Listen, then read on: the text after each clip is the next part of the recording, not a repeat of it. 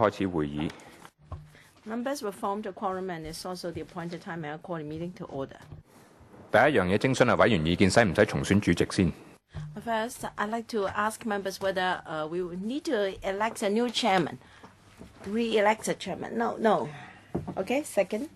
Do I have to elect a deputy chairman for the subcommittee? No, then latest progress of the proposed voluntary health insurance scheme. Please invite the Permanent Secretary, Mr. Mr. Yun, to join us. 時間唔係問題嘅，無需要拉布嘅。There is no need to filibuster here. Time is not a problem. 係，阿常秘你好，孫生你好。仲 Good afternoon. P.S. Mr. Xun, and then we still have Mr. Lee, right? 份嗰個最新背景資料之前。 The Secretariat has prepared an updated background brief, already forwarded to members, and we've also got a paper from the administration on the latest situation. So, Permanent Secretary, when you are ready, please walk us through the paper. Thank you. The public consultation on VHS ended on the 16th of April. We received 600 written submissions, including 120 submissions from organizations and 478 from individuals. And we have briefly set out the views collected in the paper. In general, there was broad support for the concept and policy objectives of VHIS, and in general, people agree that there should be enhanced regulation of private healthcare products to ensure that consumers are duly protected and they get value for money for the insurance coverage. Regarding the minimum requirements, again, we had general support, including a lifelong benefit limit and a guaranteed renewal and guaranteed acceptance with premium loading cap, coverage of hospitalization and prescribed ambulatory procedures, coverage of prescribed advised diagnostic imaging tests and non-surgical cancer treatments, budget certainty, standardized policy terms and conditions, and premier transparency.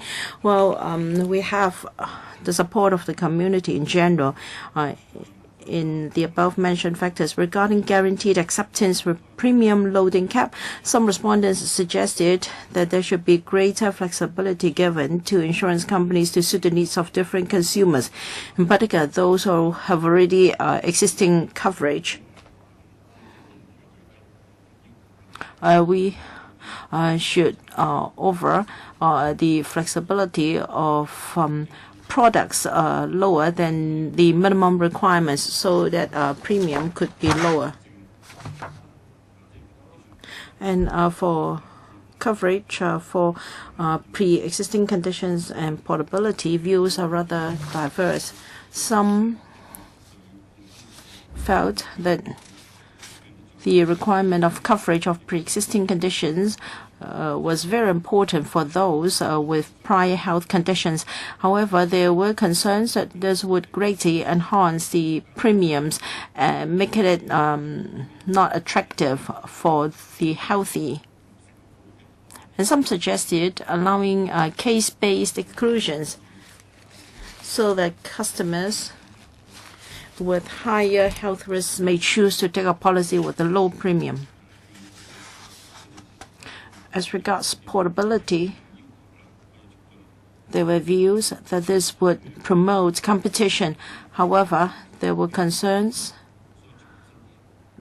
whether portability without re-underwriting would pose financial risk to the insurer accepting the transfer policy.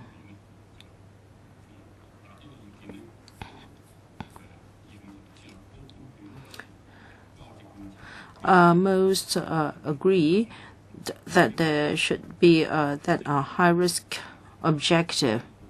to ensure guaranteed renewal, and also a cap to the premium on additional coverage, and some concerned as to whether the public funding would be sufficient, and whether they should be used to subsidize high-risk persons and also health insurance. However, there was general support for the proposed financial incentives in the form of tax rebate and the setting up of a regulatory organization. And some of the view that the current authority is very effective and should continue to play this role. Regarding the way forward, we are now discussing with the insurance sector based on the views received to see how the plan can be improved.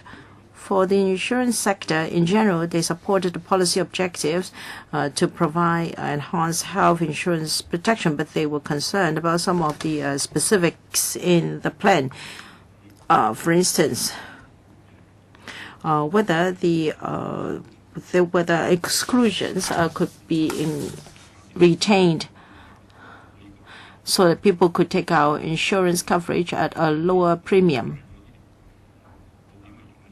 And another proposal is to provide lower than the minimum benefit requirements so as to lower the premiums.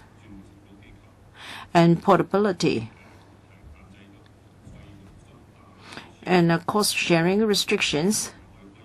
They asked whether more flexibility could be provided, and they would also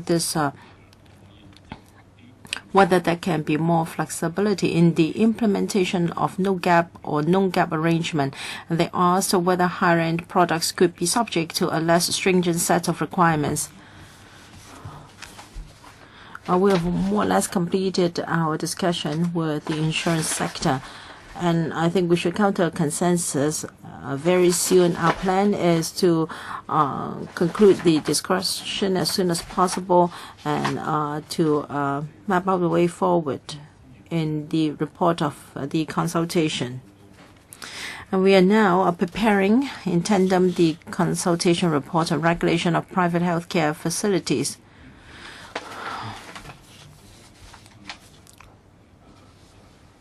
The most respondents were in support of our proposals in the consultation document and will report to the Health Services Panel the findings of the consultation ASAP.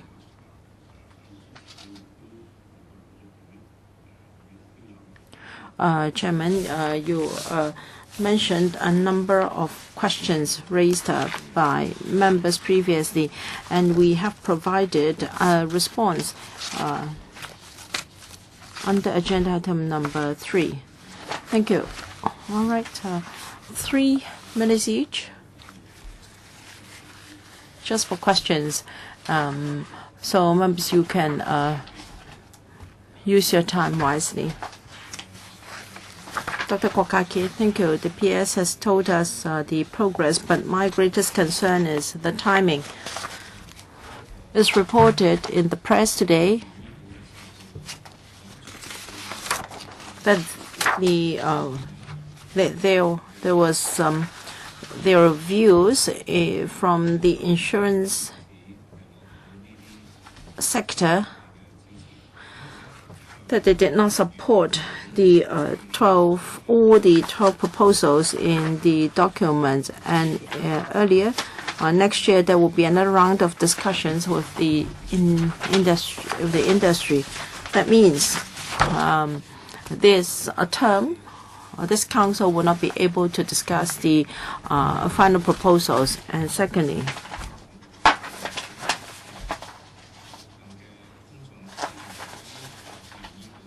it's been said a number of times that although the public may have diverse views on the VHIS, there is no objection to the setting up of a regulatory authority to regulate VHIS, and I don't think this is directly related to the VHIS. For instance, you would not wait until there are risks before you regulate fire insurance and life insurance businesses. So we already have a consensus. There is no resistance. Can the administration start with this part first? If not, please tell us why not. And now you are going to drag your feet further. And we heard that the administration is not going to legislate on the 12 items, in particular on portability and guaranteed renewal, which are closest to the hearts of the public out there. I think these 12 items are not providing sufficient safeguard. There is no regulation on premium and also regulation on profits and administrative fees. So if the premiums and administrative fees are very high in the future, there is nothing the government can do. This is a failure. So I think there is no controversy over a guaranteed renewal at all. So can you deal with the parts with less controversies first? Thank you. We are entirely working along this direction. So we have discussed 12 items with the industry. We've got consensus on 10, at least 10 of the items. For instance, basic safeguards for customers. There must be no loading even after claims and day surgery, MRI, CT. They may not necessarily be added, and Kim also agreed, and whether it should be 100,000, 150,000. I will have to calculate the impact on the premiums. So there are only two outstanding issues. First, the treatment of the high-risk pool. If we make it mandatory for insurers to accept customers, the market is rather small, and this would affect the impacts, and therefore we want to set up a high-risk pool. So if we have mandatory, or if we mandate insurers to accept customers, then there must be a high-risk pool. And this high-risk pool would also affect portability. There can only be portability if there is guaranteed acceptance. So the two are interrelated. And yes, you're correct. Out of the 12, we still have these two outstanding. It depends on how the public look at the use of public funds, and also how we work out the money concerned. So we will implement the 10 items where we have a consensus with the industry first. So it is our intention to work on this first. But recently there is a complication. We thought that the easiest and most efficient way is for a consensus within the industry, and so they can do it, and then we can implement ASAP. But the competition ordinance has just commenced, and this is a complication. So we may have to study the competition ordinance again to see whether agreement within the industry is feasible. If not, we really have to legislate. But For areas where we have a consensus with the industry, then legislating is not difficult, but we will have to draft the legislation first. In the coming few weeks, we hope to come to a consensus with the industry and also to handle the complications related to the competition ordinance. What about regulation? Can the authority be set up to regulate the industry? If we cannot rely on the industry to come to a consensus, then we have to legislate for it. So you are saying that if there is an industry consensus, then you don't need to legislate. We are thinking that if indeed the industry can come to a consensus, we should at least put it to a trial, and legislation should be reserved for the future and the long term. And there won't be as much urgency to it as would have been the case if there were no industry consensus. As for the principle of regulation, I think we all agree to the principle of having regulatory authorities. Only on the approaches towards it that there is still divergence of views. Just now, the Secretary has already agreed that legislation and regulation will not be taken as a whole. And if indeed you're relying on the industry's self-discipline, still you would need an overarching regulatory authority. The travel agency situation is a very good example, and there must be a statutory body to regulate travel agencies, even though there is industry self-discipline. Now that the public has consensus to regulate health insurance, and so I don't think legislation has any conflict with reliance on industry consensus and discipline. Now, if the industry breaks away from its consensus or its self-disciplinary code, then you can rely on the regulatory authority to reprimand them.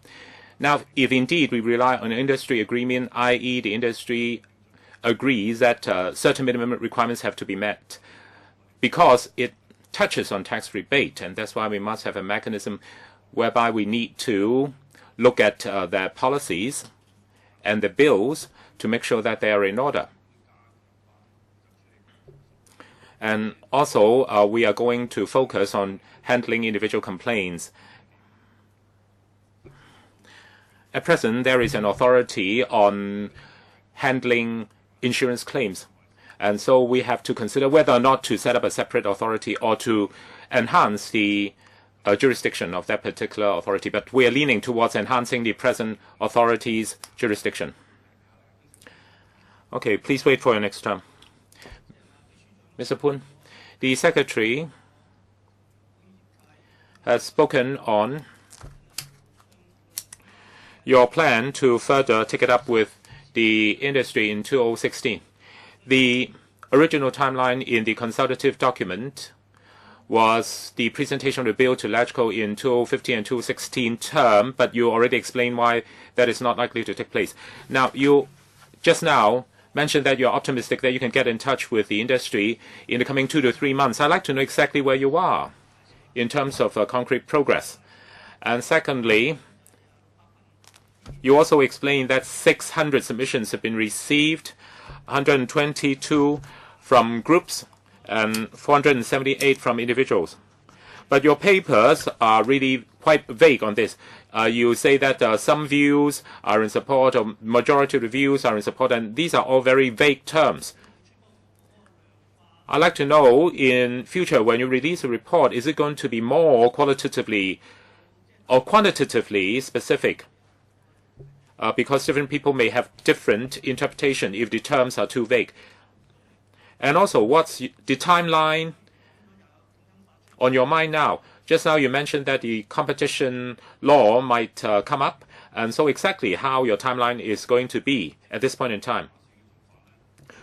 Our plan is that in the coming several weeks, we basically will come to a consensus with the insurance industry. Exactly how we are going to quantify it,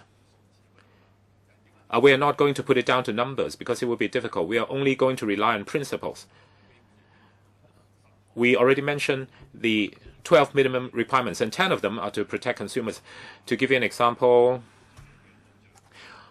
all insurers selling indemnity hospital insurance must provide full coverage of the 12 minimum requirements. At present, if you purchase an existing insurance policy, and if next year you are considered high risk by the insurers, then your policy may be thrown out. But from now on, or from that scheme on, that's not going to take place, and full coverage and guarantee insurance will be given. And also ambulatory surgery will have to be covered. And as for MRI-CT, at present, it has to be done in hospital for certain policies, but for other policies, it doesn't require staying at a hospital. But in future, or such treatment and also imaging diagnostic devices will all have to be covered. And also cancer treatment, even outside of hospital, will also have to be covered. I don't think that's what the members is asking. The members is asking about how opinion will be quantified, how public opinion is to be quantified. Now, we are not trying to list out how many people are in support, how many people are in objection, because it's really not that clear. We are just going to list out the requirements that all future policies will have to meet. And the remaining controversies will have to do with HRP. And that is going to take time. And so we are proposing that we are going to take out HRP for separate treatment. As for the 10 minimum requirements, all future policies of all insurers will have to meet the 10 minimum requirements. And as for some existing policies and a lot of the new policies, most of them already meet the 10 minimum requirements, and only some of the old policies do not meet the 10 minimum requirements, and some insurers are asking for 1 year grace period. And so we are going to iron that out. We are not going to exactly quantify how many people are in objection, how many people are in favor of it. We're just going to lay out the major direction, and we are proposing that the HRP be dealt with separately so that the progress will not be held up. As for the timeline, we originally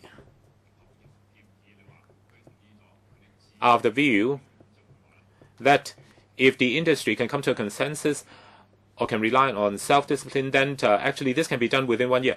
But because new competition law is coming up and it won't allow industry consensus to be used as an approach, and so all we can do is to legislate for the enshrinement of the 10 minimum requirements, because it touches on tax rebate. And especially since many of the medical and health policies are not, strictly speaking, pure medical and health policies. And that's why for the 10 minimum requirements, we probably will have to rely on legislating to enshrine for them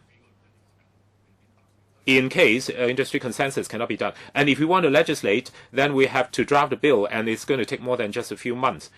And that is why, if we want to go down the legislative route, probably it will take more time, maybe even beyond 1 year. Of course, if the competition law can give it exemption, then of course this can be expedited. Otherwise, we might not be able to do it within this term or even the next term. Let me answer you this way. If you want to legislate, then of course you have to go through certain procedures. But if in the coming few weeks we can come to a consensus with the industry, then probably in January and February we can come back to the health panel and brief you on the direction that we're going to go. And we might be able to report to you that the industry has already agreed that the 10 minimum requirements can all be met by future policies. As for HRP, that will be taken out for separate treatment. As for regulation, we will also brief you on a plan to beef up regulation. And this we can present before the panel, and this will be gone on record. As for actually going down the legislative route, we have to really wait and see how progress is going to pan out. So at least for this term, we know exactly where we're going towards. And indeed, the bill may not be able to be enacted into law within this term, but unfortunately, this is really beyond our control. Any further follow-up? Mr. Chan King-po? I think from the consumer's angle, if we could indeed limit the increase of premium, it would be ideal, because it would mean that the insured would feel more assured. At present, $80 out of the $100 worth of premium is given to doctors and hospitals. I think if you can limit the doctor's fees or hospital fees, indeed, premium might be subject to certain limit. So if you can really limit the rate of increase of doctor's fee, then probably premiums growth rate can also be limited. And we really look forward to hearing good news from the government on this. As for the competition law, I don't think this is going to be a piece of draconian legislation. It's going to be good for society. Of course, the major purpose is really to combat the cartel so that they cannot price fix. But of course, under the competition law, there could be exceptions for the sake of public interest and for the sake of the overall economy. I think the industry consensus approach really is viable. Because if you look at the competition authorities' guidelines, the standard policies for yachts actually are already considered okay. And so even if the premiums are varied for yachts insurance plans, it is already considered okay and acceptable under competition commission. So I think the important thing for the industry is really to communicate with the competition commission as to the legitimacy of having different premiums, varied premiums for different products.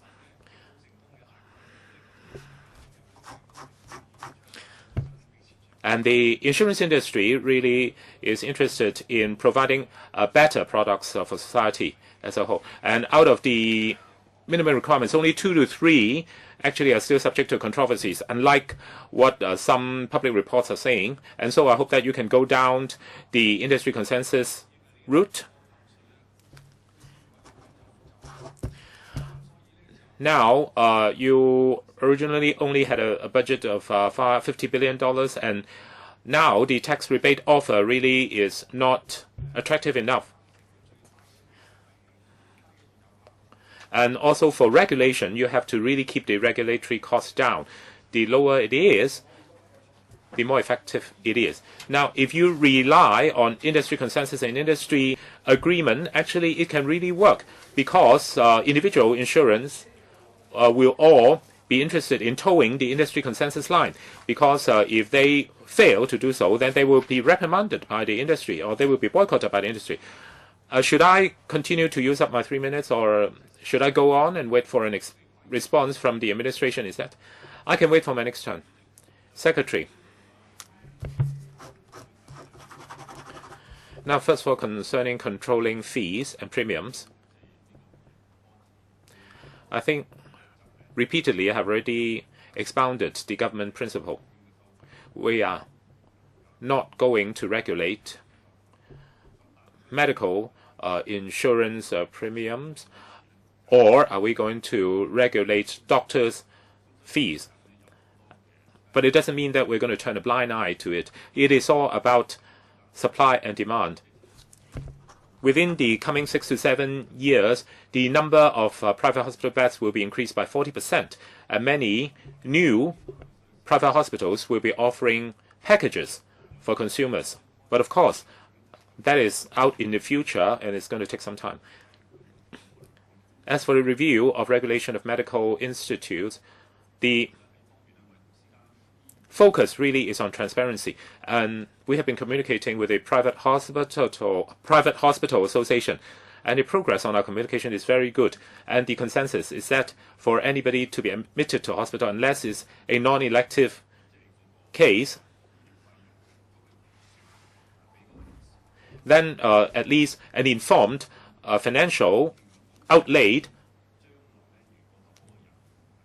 should be subject to prior consent from the patient, so that it will outline the budget, and the insurance company will then have an idea as to how much underwriting they will have to do, and the insurance companies can make an informed choice.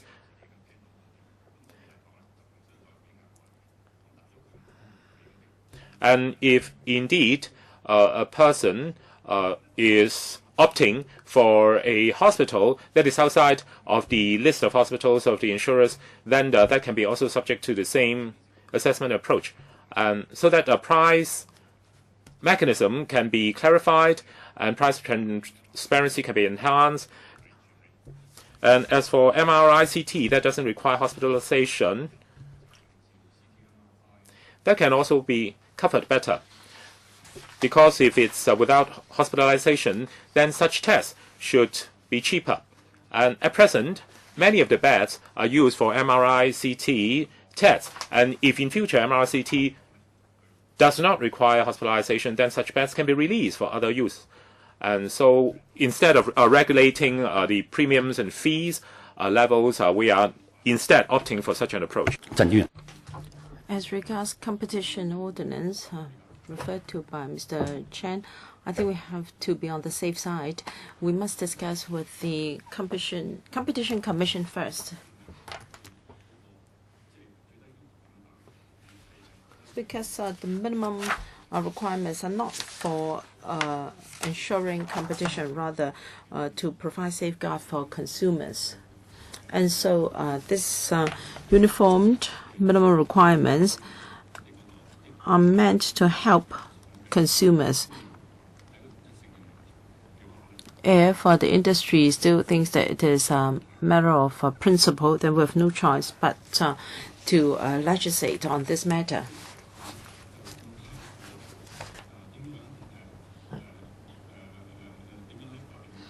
And it is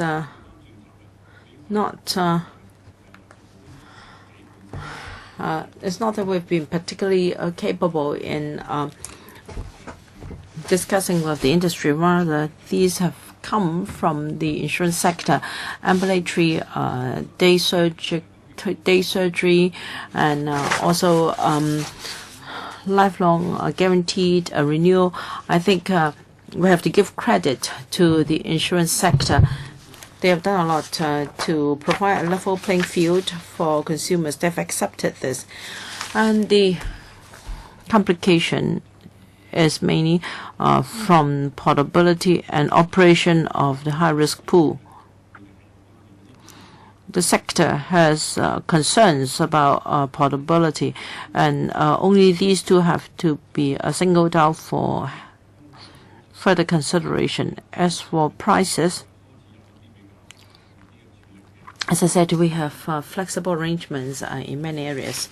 If a person is already covered by his company, for instance, but if it's just for outpatients care, and if a consumer would like to take out hospitalization care to enhance his support, we have agreed that this should be allowed. We are just ironing out the details. As regards pre-existing conditions, we agree that with exclusions, the premium may be lower, and there is a higher chance for the consumer to be protected. And so we are discussing the details. I hope I have answered Mr. Chen's questions.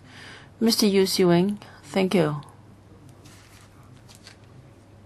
The community doesn't want it to be mandatory because we have public health care, which is quite good. People pay for such services at a very low price. And with the competition ordinance, the administration thinks that it may not be feasible or it may not be allowed for the industry to have standardized treatment plans and insurance plans. And HIS is not a bad idea. It all depends on whether it is attractive enough. It is still the administration's belief that young people should be allowed to choose between public or private insurance, and there should not be any subsidy by the government. However, you are actually heavily subsidizing users of public hospitals, the chronically ill in particular. So you are increasing pressure to our public health care sector. The HIS can be implemented with some level of subsidies to the consumers, and to a certain extent you will alleviate the pressure on our public health care sector. So the government should change this mentality. Young people are not willing to take out insurance, perhaps because their income are not steady.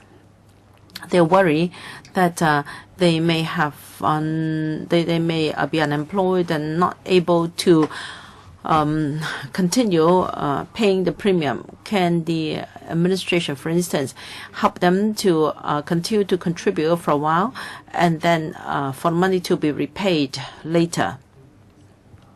Because young people may be out of job and they might have financial difficulties, and can there be some subsidy from the government to help them to tie over the difficult period? And for savings, I don't agree as well, because this will be competing with the private sector or the insurance companies. P.S. VHIS is not mandatory in nature. And for direct subsidy, in the consultation period, this is a rather controversial point. First, how many years are you going to offer the subsidy, and when will you stop? And when the time comes for a subsidy to be stopped, then the user may not be able to afford further coverage, and then what will happen? And if subsidies are involved, the administrative structure will be very cumbersome and may be not worthwhile at all. And thirdly, we have to look at the financial implications. The 10 items would cover ordinary surgeries.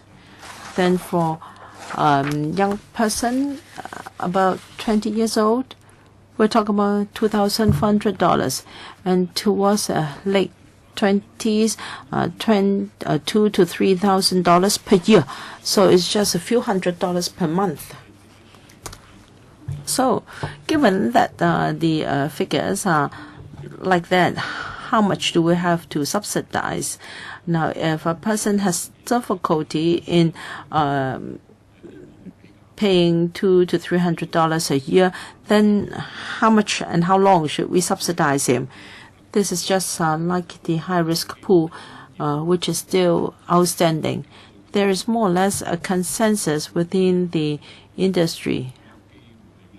And we do accept that the industry would like to take this opportunity to enhance the quality of medical insurance and to provide a level playing field for all. We want the 10 items to be implemented as soon as possible to enhance protection.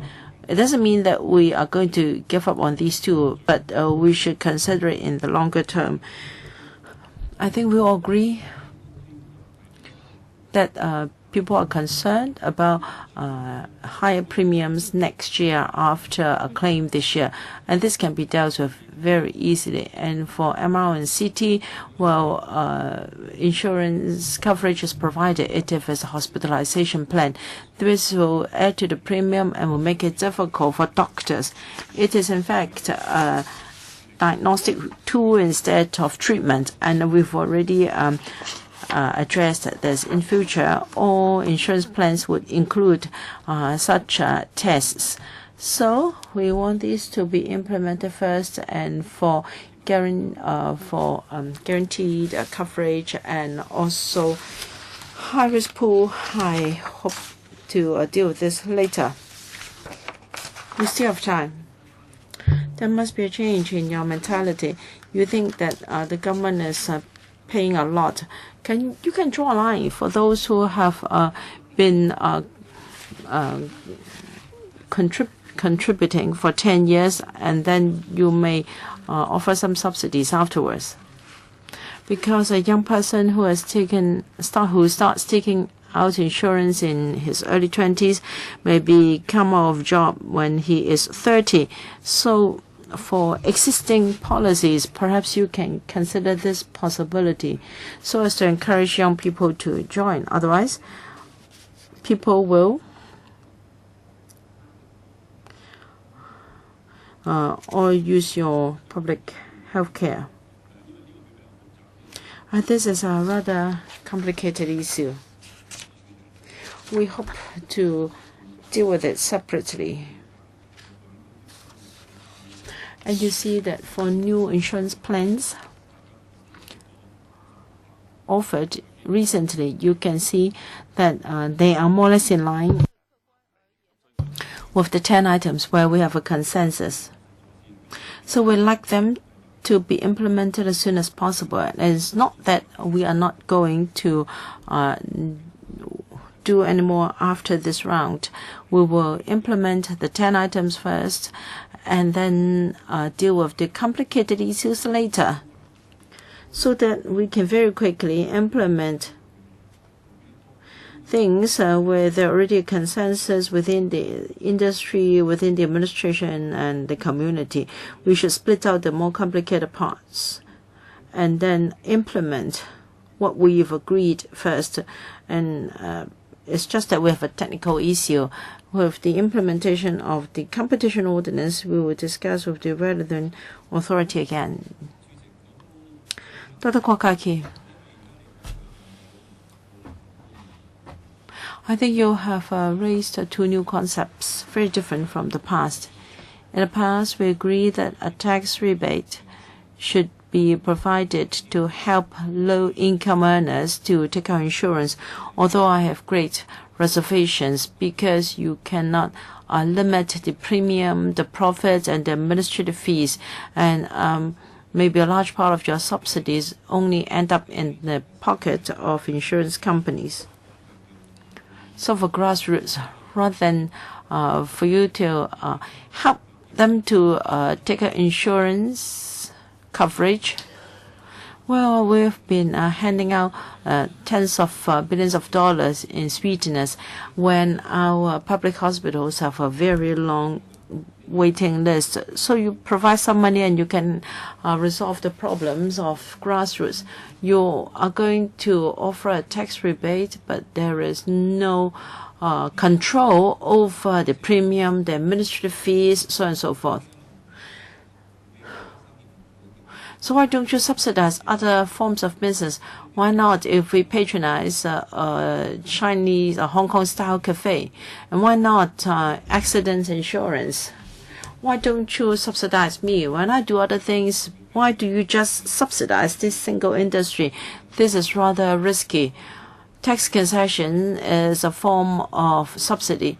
On the surface, it may seem that you are subsidizing the policyholders when in fact the money will go to the industry. I will discuss with the Competition Commission to see whether the government can single out a particular industry to subsidize.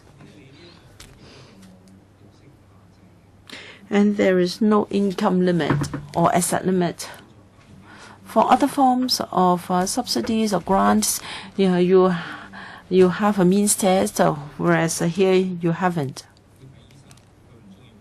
Now, if a person needs to see a doctor and he doesn't like to take out insurance policy and he pays out of cash and he's not eligible for healthcare vouchers for the elderly yet. I'm just 62 years old. I don't like to take out insurance coverage and you do not give me any subsidy. And yet this young person making $30,000 a month, and you subsidize him so that he can take out insurance coverage. So the point is, you must have a regulatory authority to protect the public. You're not going to legislate and you rely on self-regulation by the industry. This is really transfer of benefits to the industry. P.S.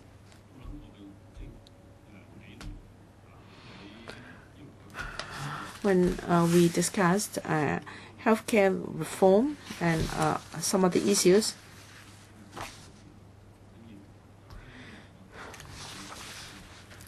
The community agreed that the government could use various ways and means to encourage taking out insurance coverage. But that doesn't mean that we will stress reimburse the taxpayers any amount of money so long as it is used for health insurance. We have a limit, we have a cap, we have the minimum requirements. We are not going to reimburse a consumer even though he has taken out very expensive insurance. This is a form of fiscal incentive, and this is to ensure that people are better protected than they are now, and therefore we have minimum requirements in the policies to ensure that the most basic level of protection is being offered. For regulation, all along we do have regulation. It just depends on the method.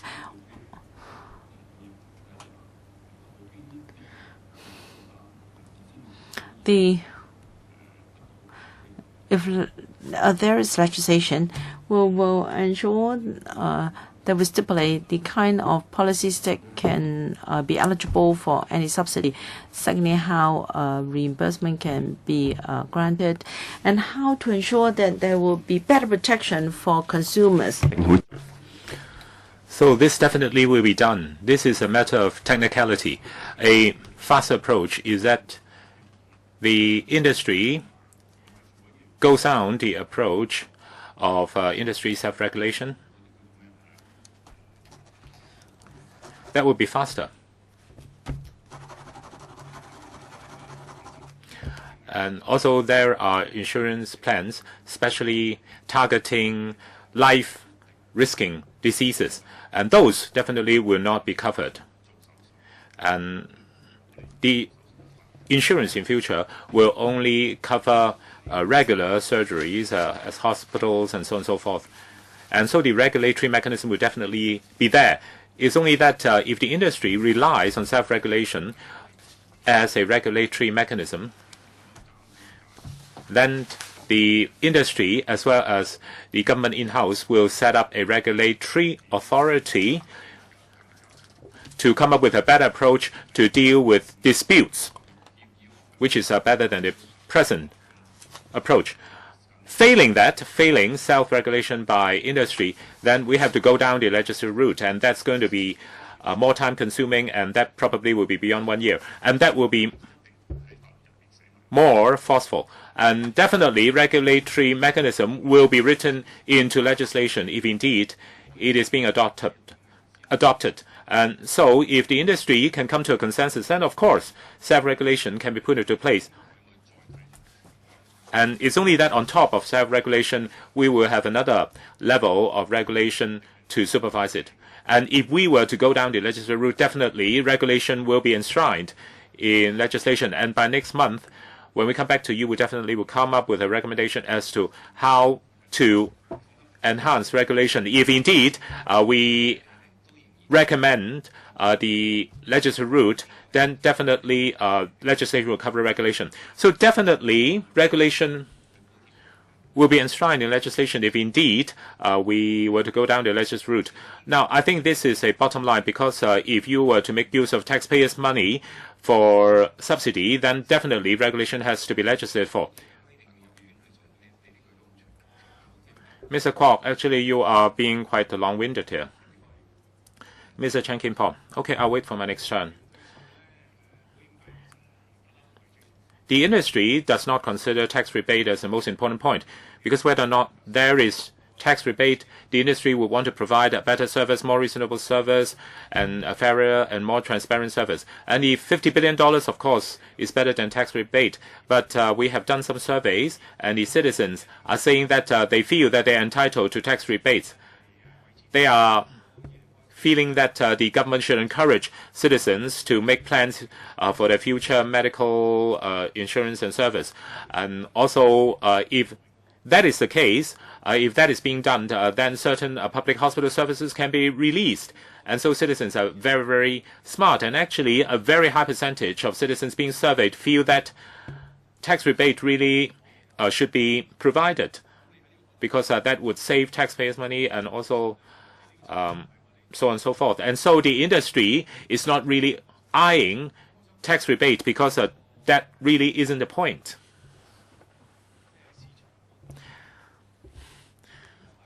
Now about the market agreement or self-regulation by industry. Now, I don't think you should equate that with anarchy, because insurance authority has become independent and it only has become even more forceful. And so I'm sure insurers that have signed up for self-regulation definitely would be subject to the same or more or less the same level of regulation as would have been the case under legislation. Now, if you put it to a trial for 1 or 2 years and it's not working, then of course you can always opt for legislation. So I think you don't have to worry too much about it, because legislation definitely has to wait for several years. Whereas if we rely on industry self-regulation, then it can be done almost instantaneously. And so I support self-regulation by the industry so that members of the public can enjoy better insurance coverage as soon as possible. I hope that controversies will not arise from misunderstanding and misconceptions. As for supply, just now you mentioned that it would be best if insurance premiums and doctors' fees can be limited. Unfortunately, that's not realistic. You mentioned that instead you are going to try to enhance transparency and trying to increase supply and to try to come up with a better quotation mechanism, so that insurers would definitely be subject to market pressure to limit their charges. Now, this, of course, is a civilized approach, and this is something that we are used to, relying on market forces. Because we are not a dictatorial regime, and so I don't think we should, in a very draconian manner, limit the fees of the industry. And I believe that relying on market force instead is viable. I'll wait for my next turn. I absolutely agree with Mr. Chen's explanation and also the way that he has pointed out for us. For price control, I think we have to strike a balance. We should not target the insurance industry or the doctors. At present, the system really is lacking in transparency because some of the prices are really not transparent enough, and that has given rise to a lot of controversies. I think whether it's in the insurance industry or the private hospitals, they all agree that we should go down this route. As far as reasonable, we should have informed financial consent so that quotation can be done better. Because sometimes surgeries cannot wait or certain treatments cannot wait, and also it could be complex. And so how are those very urgent and emergency cases be dealt with? We are now in communication with the private hospitals as well as the insurers so that we can strike a balance, so that on one hand, while we try to provide better range of insurance products, we are going to work with the private hospitals in order to increase their price transparency and also to make their prices more reasonable. And so this is being done in tandem. As for supply, apart from the commissioning of new private hospitals, other new initiatives will be introduced, i.e. MRI-CT and similar tests will not require hospitalization anymore, and that would release hospital beds, and that would increase supply. And private hospitals would then be able to really fulfill their function of providing a platform for surgeries instead of providing a platform for mere tests. And so we already are very close to a consensus with the industry on this, and progress is good. 都係我想澄清一樣嘢，就係話。I just want to seek clarification on one point. It seems that the permanent secretary is saying that for the 10 straightforward requirements, the government is very close to a consensus with the industry, and if indeed we can rely on industry self-regulation then it can be done quite fast. And failing that, we need to legislate, and that's going to be more time-consuming. Now, if indeed the government can reach a consensus with the industry, and if indeed this is being put into practice, you already would provide a tax rebate for it, even though it's a self-regulated regime, right? Yes. And Mr. Kwok has mentioned one very important point, because tax rebate really comes from taxpayers' money to subsidize the insurance industry and the private hospitals. What if, as Mr. Kwok has pointed out, there are people who choose not to buy insurance, but instead to pay out of their own pocket? Then wouldn't they be deprived of the benefit of tax rebate? Because the industry self-regulated regime would not feature any mandatory purchase of insurance schemes. And so it's not like that these people who pay out of their pocket do not want tax rebate. It's only that your consensus with the industry does not cover people who have not taken out insurance in terms of providing tax rebate. So what about these people who are paying out of their pocket for their hospital expenses? These people may be not insurable in another scenario. And so shouldn't you be fair to these groups as well, and to also provide some form of tax rebate for them? Do you get me? Yes, I do get you.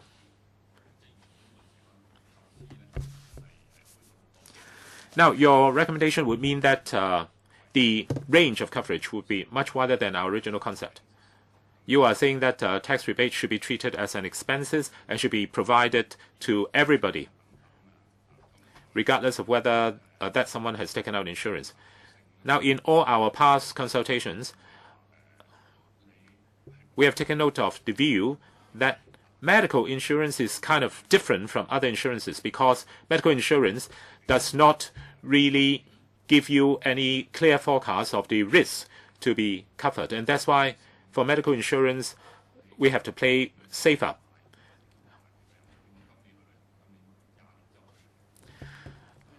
And also, many other insurances are not subject to fluctuation of risk, regardless of the point in time that it is being taken out. For instance, travel insurance.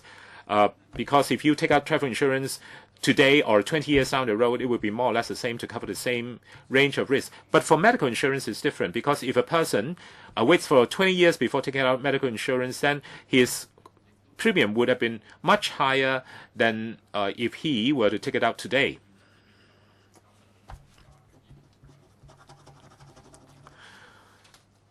So that's the uniqueness of medical insurance, because a person does not really know how high his premium will go up, say if he wait a certain period of time before taking out insurance. And so we should encourage people to take out insurance as early as possible.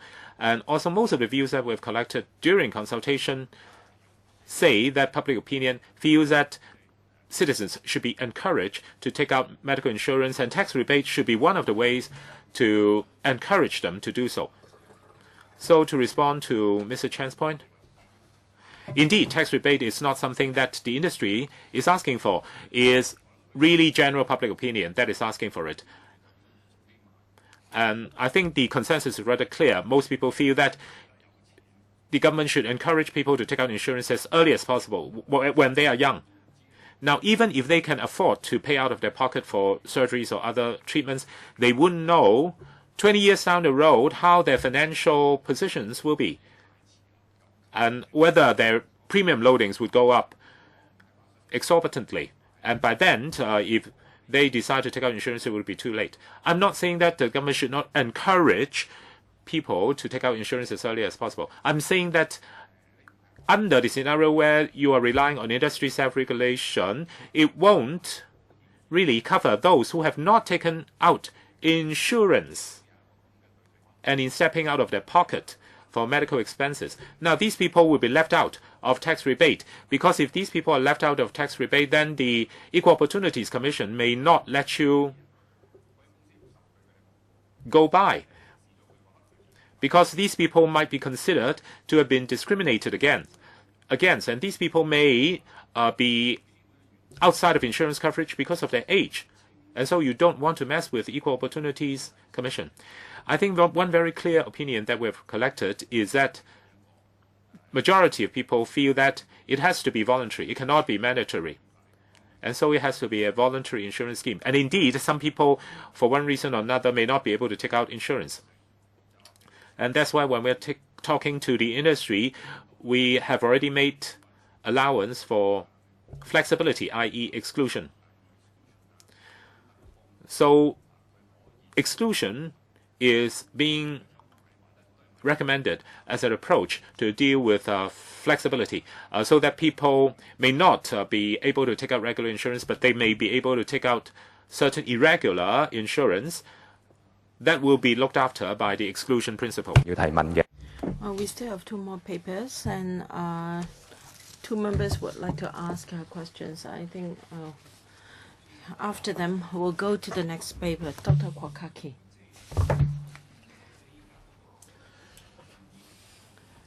P.S. I think the subsidy offer now is very different from the original intention. For instance, you can subsidize a certain industry. But I think the moral risk here is you rely on the industry to exercise a self-regulation. And you said that there is no need to legislate and just ask them to regulate themselves, then it is a complete waste of time.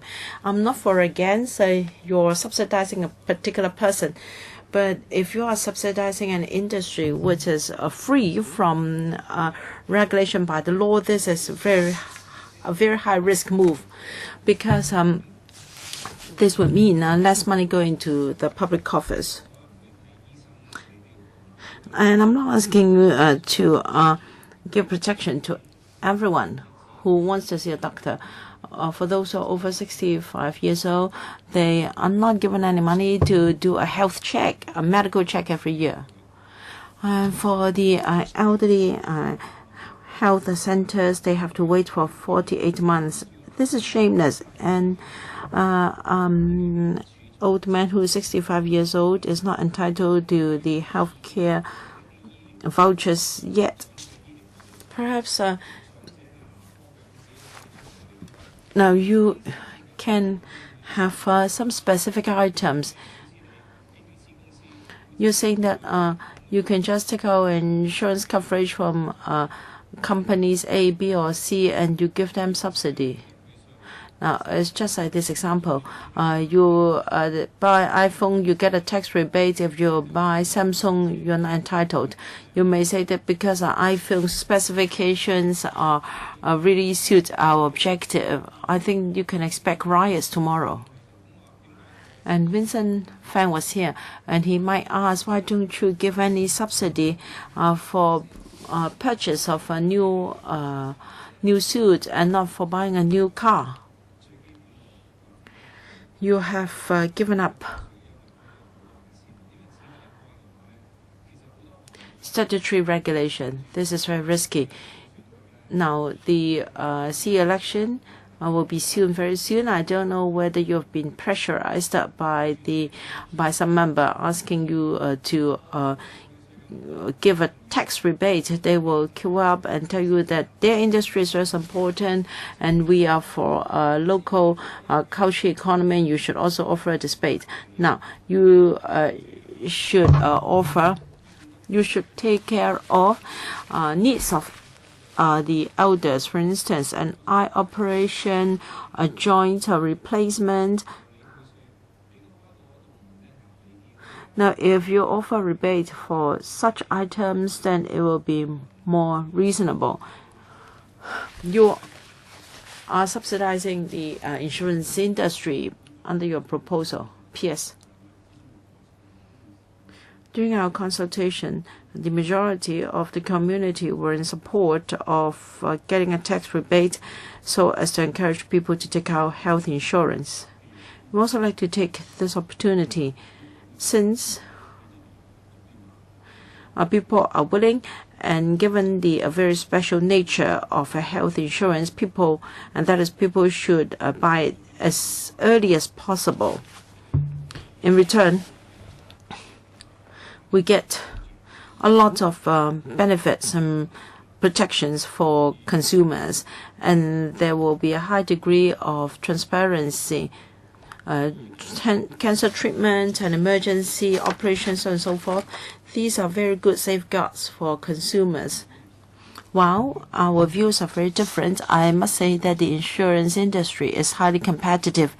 You can just look at the advertisements. And for the premiums, you are a doctor, I think you know that the premium levels are not too outrageous. If a person who is in their 30s and 40s have to pay $2,000, $3,000 per year, this is quite reasonable. So for us, we should not dip our hands into the markets as far as possible. We should not offer any subsidy, because once we do so, it would be interference into the market. And I also said that with the commencement of the competition ordinance, this will ensure competition.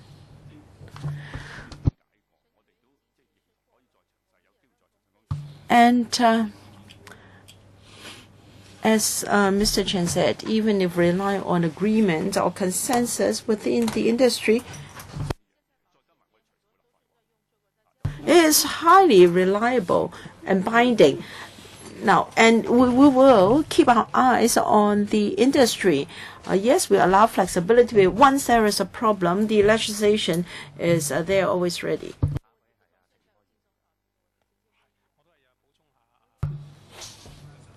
Mr. Chen Kim-po, let me supplement on the actual operation. As the PS said, tax rebate was requested by the public and not by the insurance sector. If there is one, it's good. Otherwise, it's just okay. It's not a request by the industry. And the request must be reasonable. Well, it's not easy for the terms to be acceptable. It must be the administration's assessment that it can benefit the community, it can encourage good behavior. It's just like other public policies. I am not too worried about this. You have to go through all sorts of considerations. And we also have the competition policy, and I don't want to say too much. I just want to say that I support the paper. It has taken care of the concerns of the operators. I think this is a win-win policy for both the community, the administration, and the industry, and it's also practicable. So I'm all for the proposals here. And we agree that there should be an agreement or consensus within the industry so that this excellent VHIS can be implemented ASAP. And if the sector hasn't done too well in the future, I would agree the legislation be enacted. I won't object. And I think there should be one authority to regulate one industry. So we already have the insurance authority. We should not have two authorities. Or you can have another branch under the insurance authority to regulate VHIS in particular, because you have to take into account portability and also high risk pool. But these two are no longer here. So I think you should allow the market to have its own consensus, and you should also ask the IA to be the regulatory authority. And response? No response. I'm just listening to comments. What about using the IA to regulate VHIS? Yes, I agree that there should only be one authority to regulate one industry. And I think we don't need to be too worried about the regulation. If we are to have the HRP, yes, it will be much more complicated. But if we are just here to protect consumers so long as the requirements are clear and simple, then regulation will also be, relatively speaking, simpler and easier.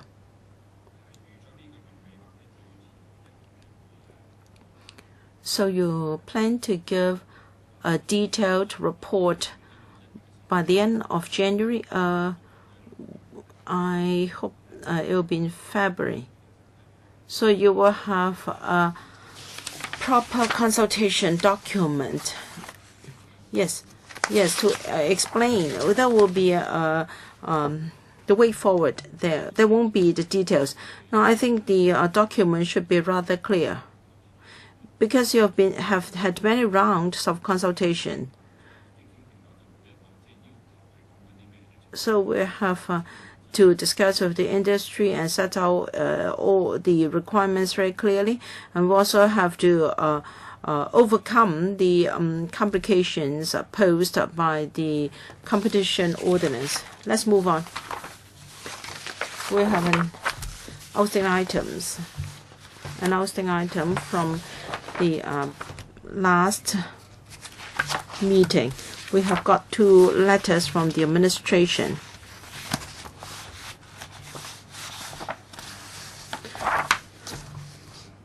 And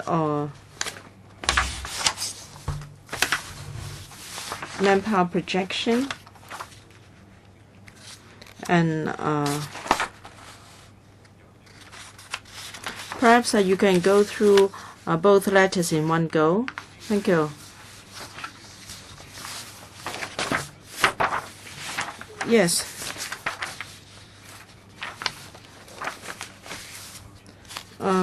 There are concerns that there are many concerns about loading, and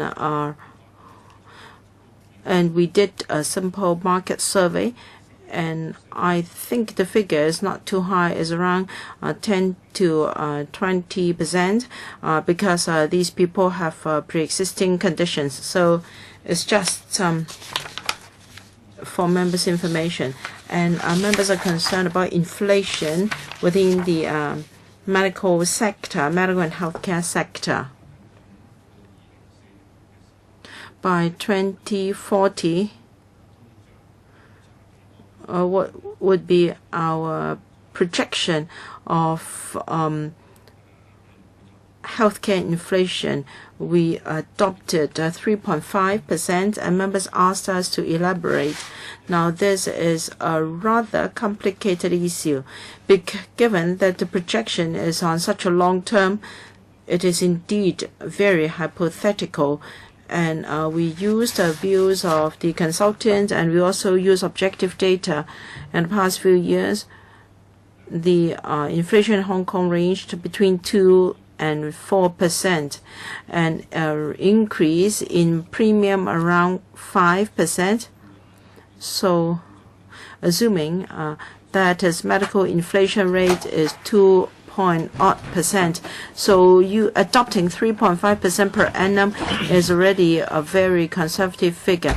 But again, it is very hard to predict what will be the medical inflation rate, given that technological advancements could take place very rapidly. So it's just a guess. Yes. Mr. Chan Kim-po.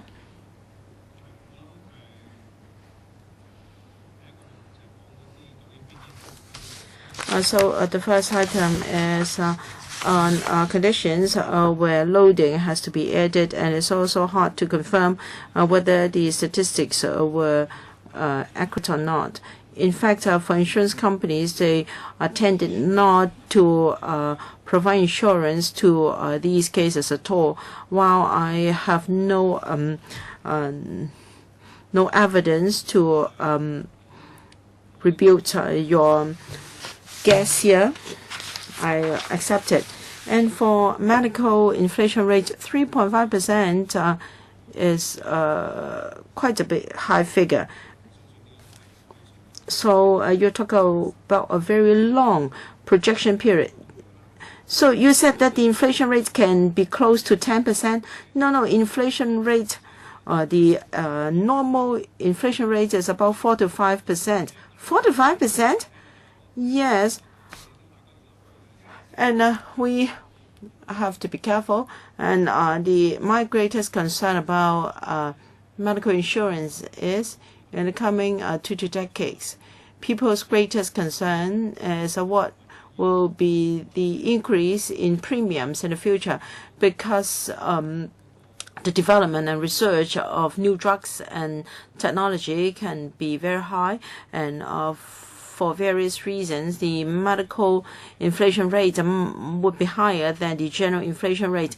As I said, with more beds, more doctors, and high transparency, it must be helpful.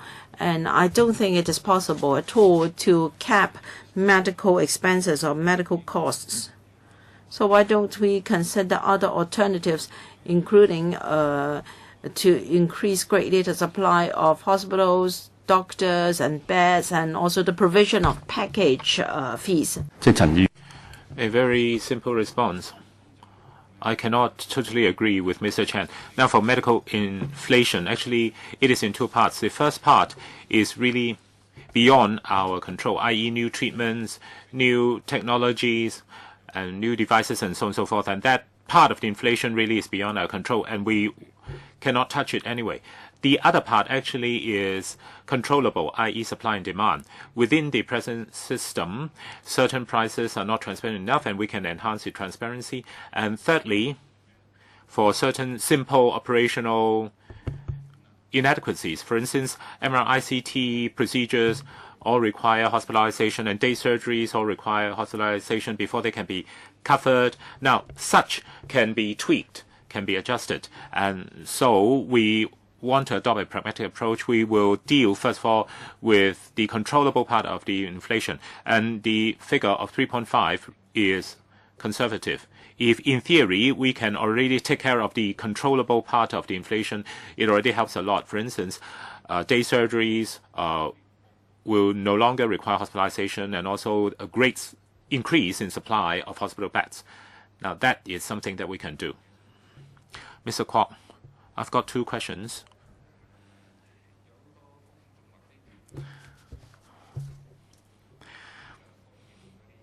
Many citizens would ask for a great increase in the supply of service providers.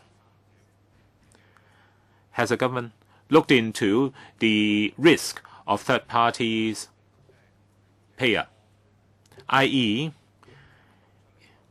if the number of service providers is larger, then it will be a larger incentive or greater incentive for more claims to be made. And demand, therefore, can be created. Actually, the insurance industry does not fear claims for cancer coverage the most, because cancer cannot be created. I think the insurers are most fearful of demand that can be created, i.e. imaging procedures or endoscopy procedures and so on and so forth, and such demand can be created. So how can you manage the demand? Are you afraid that service providers will say that at present the threshold of doing any test is 50 years old, and in future they are going to lower it, arbitrarily lower it to 45 years in order to create more demand so that it can charge more? Now, we have never mentioned that we want to encourage a great increase in the number of service providers, because this is really up to the industry, and this is really up to the market supply and demand.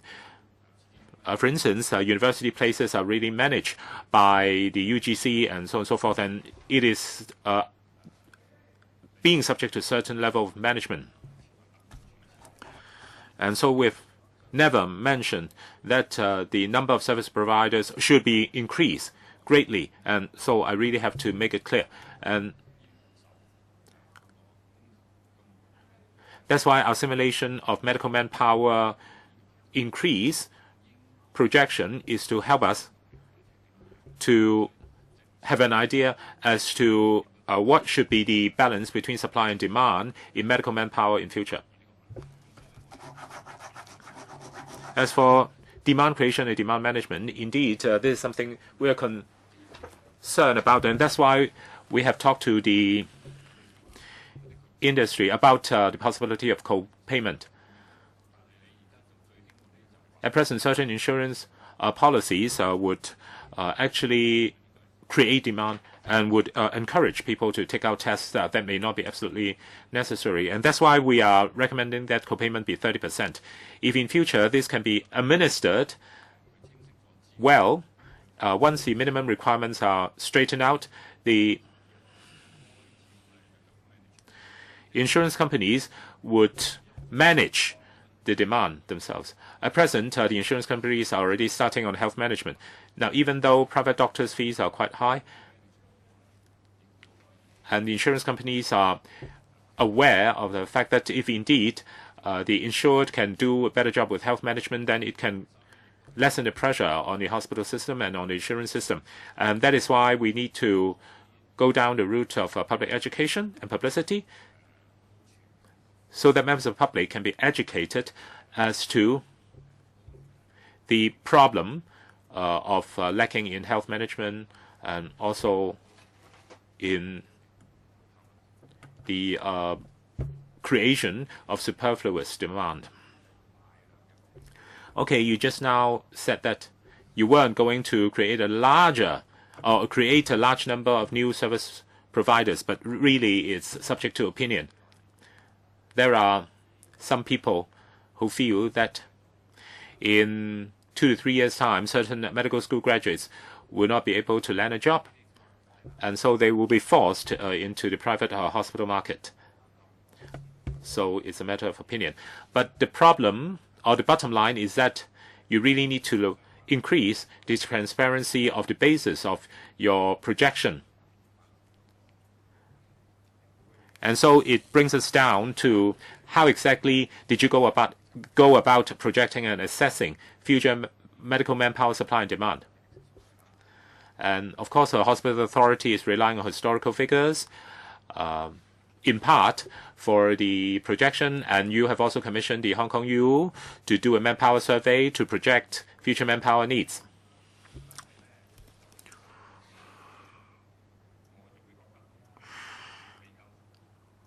Even though this has been discussed before, but I still believe that transparency is lacking. Maybe in previous meetings, Mr. Lee, because this has to do with you as well, it has to do with manpower supply on the nursing front. Now, exactly how do we define the high level of transparency? Just now, the Secretariat has circulated a set of my notes that were dated over a decade ago, and so it's about a neural network and how it's being handled 10 years back. Neural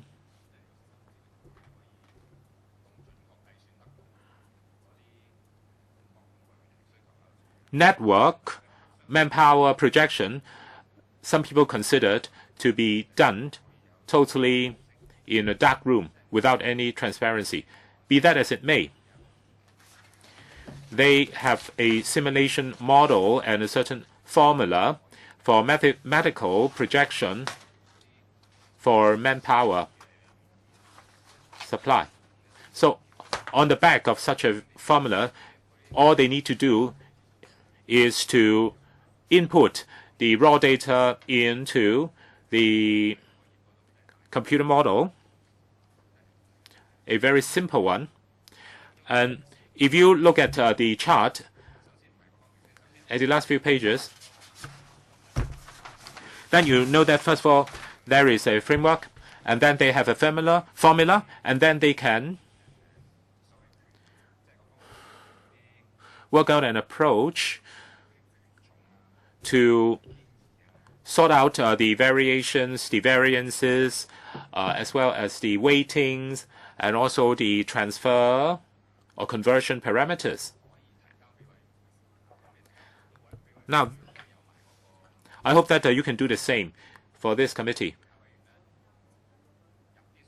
so that you have a conversion table or a conversion calculator, so that all we need to do is to input different variables and we can come up with the desired calculation result. I think earlier on you have only submitted figures for doctors and nurses,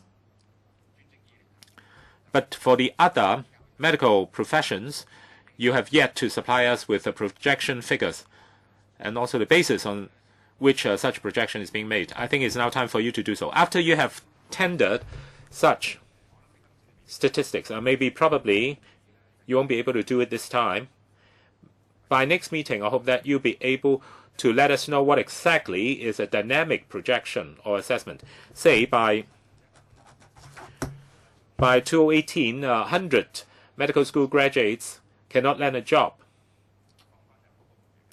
Then how can the number of 100 be input into your simulation model so that you have something to put your fingers on, so that you can make adjustment to the output of medical graduates accordingly? And probably you'll only be able to do that at the next meeting. I hope that you or the Hong Kong U can give us some inklings there.